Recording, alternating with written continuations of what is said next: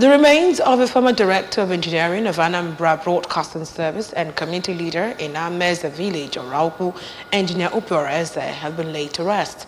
The burial ceremony held attracted Anglican priests, relations, community members and associates who gathered to pay their last respects to the deceased, who retired from public service in 2005 and died at the age of 83. Correspondent Kenechukwu Chukwudi now reports.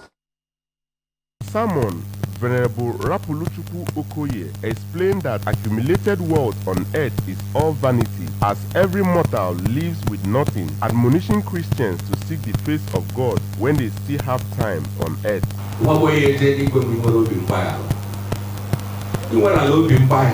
You cannot see Jesus. It's very, very impossible.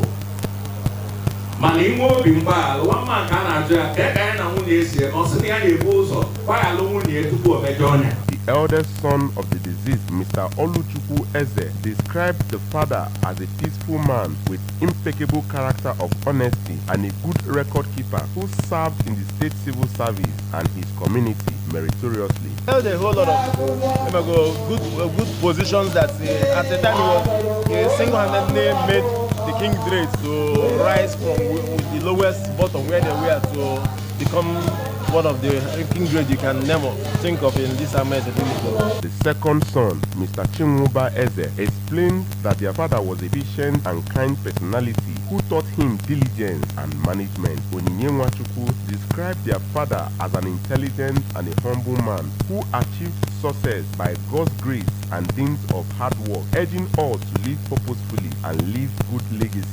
Handwriting remains the best handwriting I've ever seen. Yes, and he inspired me to have a very good handwriting too, because I always want to write the way he writes.